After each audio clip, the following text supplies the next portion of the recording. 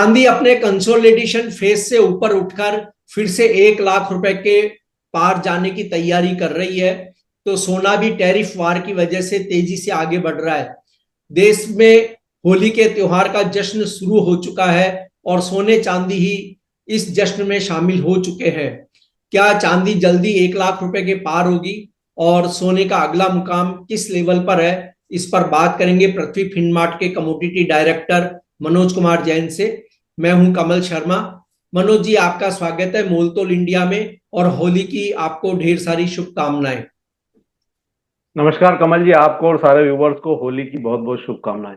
जी, मनोज जी, चांदी में अचानक आए इस उछाल की वजह क्या है और इसका अगला लेवल क्या हो सकता है? अचानक नहीं आया कमल जी उछाल। हम पिछले साल से अगर बात करें तो गत वर्ष जो होली थी और वहां से अभी जो होली चल रही है, इंटरनेशनल मार्केट में लगभग 35% की बढ़त सोना और चांदी ने दिखाई है पिछले एक वर्ष में। और भारतीय बाजारों में भी 30% से अधिक की बढ़त जो है सोने और चांदी की कीमतों में देखने को मिली है। जिस तरह से हम देख रहे हैं कि पूरी दुनिया में जो यूएस टैरिफ के चलते एक भय का वातावरण निर्मित हुआ है, तो उसके चलते पिछले 3 महीनों में जो ट्रेंड है वो और भी मजबूत होता हुआ नजर आया है सोने और चांदी का। और ग्लोबल अनसर्टेनिटी अभी इसकी सबसे बड़ी वजह है। दूसरा यहाँ पे यूएस जो डॉलर है वो जो पीयर करेंसीज है उनके सामने कमजोर हुआ है। और हम देख रहे हैं कि डॉलर इंडेक्स 4 से 5 महीने के निचले स्तरों पर ट्रेड कर रहा है। तो वो भी एक बड़ा कारण है सोने और चांदी की कीमतों में मजबूती आने का।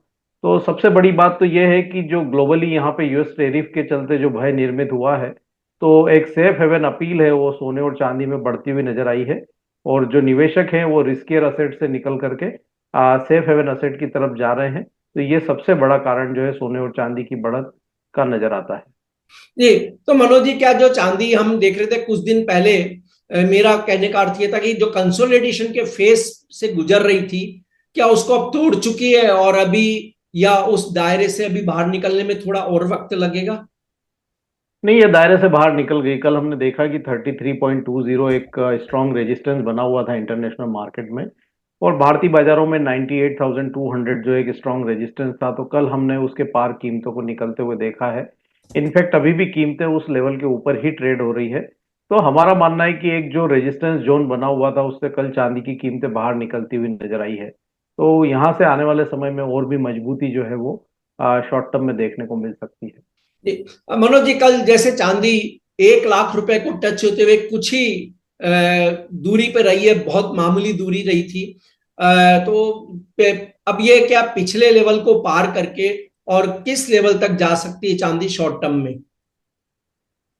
शॉर्ट टर्म में हमारा मानना है कमल जी की जो मोमेंटम बना है वो 34.5 से $35 तक इंटरनेशनल मार्केट में कंटिन्यू होना चाहिए। उस लिहाज से अगर भारतीय बाजारों में देखें तो 1,02,000 से 1,04,000 तक के जो स्तर है वो शॉर्ट टर्म में चांदी दिखा सकती है। मैं मई के एमसीएक्स वायदा की बात कर रहा हूँ जो अभी लगभग 98,750 के आसपास ट्रेड हो रहा है। तो वर्तमान लेवल से यहाँ से लगभग 4 से 5 हजार रुपए की बढ़त की संभावनाएं शॉर्ट टर्म में चांदी में नजर आती है। और एक रेजिस्टेंस को पार करने के बाद एक अच्छी मजबूती चांदी दिखा रही है। तो यहाँ पे हमारा मानना है कि कोई भी डिप आता है तो उसको एक बाइंग की अपॉर्चुनिटी के रूप में देख करके चलना चाहिए। कीमतें जब तक 94,400 के स्तर को नहीं तोड़े, यहाँ पे बाय ऑन डिप्स करते रहे। ऊपर में 1,02,000 से 1,04,000 तक के लक्ष्य शॉर्ट टर्म में संभावित नजर आते हैं। जी, और मनोज जी, अमेरिकी राष्ट्रपति जिस तरह ट्रेड वार करवा रहे हैं, क्या उससे ही सोने चांदी की कीमतों को एक नई ताकत मिली है या और भी कोई कारण है कि जिनकी वजह से बुलियन मार्केट अभी और आने वाले दिनों में तेज होगा, जैसा कि अभी आपने कहा? नहीं, बिल्कुल यहाँ पे ट्रेड टैरिफ को लेकर के चिंता तो बनी हुई है। और जिस तरह से प्रेसिडेंट ट्रम्प बार बार बोल रहे हैं कि वो अप्रैल फर्स्ट वीक से रेसिप्रोकल टैरिफ जो है वो लगाएंगे, तो उसी डर से हम देख रहे हैं कि यहाँ पे सेफ हेवन अपील जो है वो बढ़ती हुई नजर आई है प्रेशियस मेटल में। और निश्चित रूप से वो सबसे बड़ा कारण है। दूसरा, यहाँ पे रशिया यूक्रेन को लेकर के जो सीज पावर फायर फायर डील की जो संभावनाएं बनी थी, अभी वहां पे रशिया की तरफ से जो है सहमति नहीं आ रही है। तो वो भी एक कारण है। दूसरा, डॉलर में गिरावट के चलते भी सोने और चांदी की कीमतों में मजबूती देखने को मिल रही है। तो काफी सारे फंडामेंटल रीजन है और वो सोने और चांदी की कीमतों को यहाँ सपोर्ट कर रहे हैं। मनोज जी, गोल्ड ने होली से होली तक हाजिर बाजार की मैं बात करूं तो 21,000 रुपए प्रति 10 ग्राम का रिटर्न दिया है।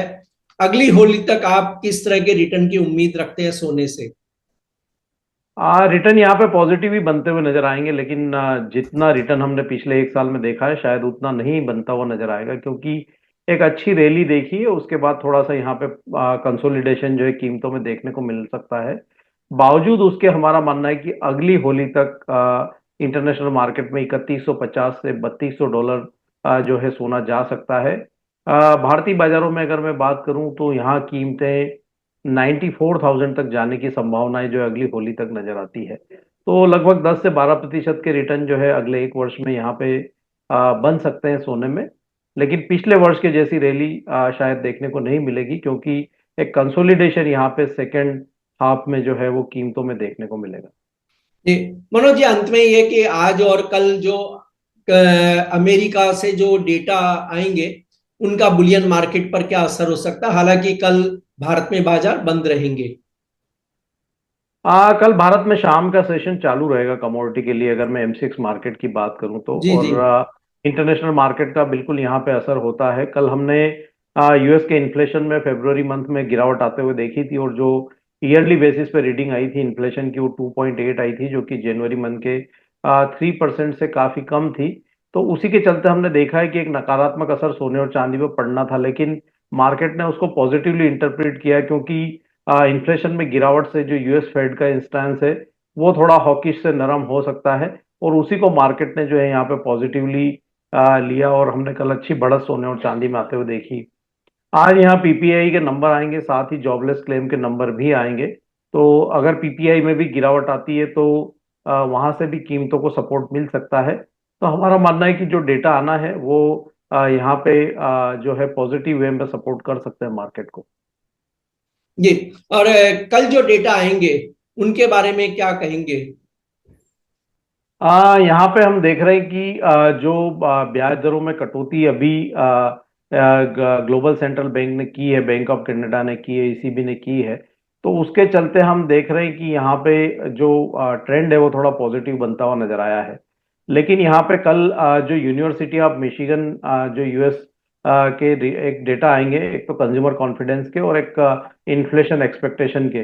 पिछली बार जो इन्फ्लेशन का एक्सपेक्टेशन जो लगाया गया था वो 4.3% था, और इस बार अगर ये इन्फ्लेशन के अनुमान में गिरावट आती है तो वहां से भी कीमतों में सपोर्ट देखने को मिल सकते हैं। तो कल जो इन्फ्लेशन एक्सपेक्टेशन और कंज्यूमर कॉन्फिडेंस के नंबर आएंगे यूनिवर्सिटी ऑफ मिशिगन यूएस के, उनके ऊपर नजर रख करके चलना चाहिए। मनोज जी, आपका कोई डिस्क्लेमर? सोने में भी मैं डिस्क्लेमर के पहले लेवल बताना चाहूंगा शॉर्ट टर्म के लिए। जी कल सोने में भी हमने कमल जी ब्रेकआउट आते हुए देखा था। इंटरनेशनल मार्केट में हम देख रहे थे कि काफी समय से $2,932 जो एक रेजिस्टेंस बना हुआ था, और भारतीय बाजारों में 86,360 के स्तर के ऊपर सोना टिक नहीं पा रहा था। कल हमने वो लेवल ब्रेक होते हुए देखे हैं, तो सोने में भी एक पॉजिटिव मोमेंटम है। हमारा मानना है कि शॉर्ट टर्म में कीमतें 88,000 तक के स्तर जो है भारतीय बाजारों में दिखा सकती है, और इंटरनेशनल मार्केट में 2,980 से $3,000 ये शॉर्ट टर्म में एक बार देखने को मिल सकता है। तो डिप्स में सोने में भी बाय करना चाहिए। $2,860 सोने में इंटरनेशनल मार्केट में अब अहम सपोर्ट रहेंगे, और भारतीय बाजारों में हमारा मानना है कि 85,000 के स्तर एक अच्छे मजबूत सपोर्ट का काम यहाँ पे करेंगे। अंत में मैं यही कहना चाहूंगा कि डेरिवेटिव्स मार्केट में हमारी कोई व्यक्तिगत पोजीशन नहीं है। समय समय पे हमारे रिकमेंडेशन होने के चलते हमारे क्लाइंट्स की इनमें पोजीशन हो सकती है। जी, आपका बहुत बहुत धन्यवाद। शुक्रिया मनोज थैंक जी। यू।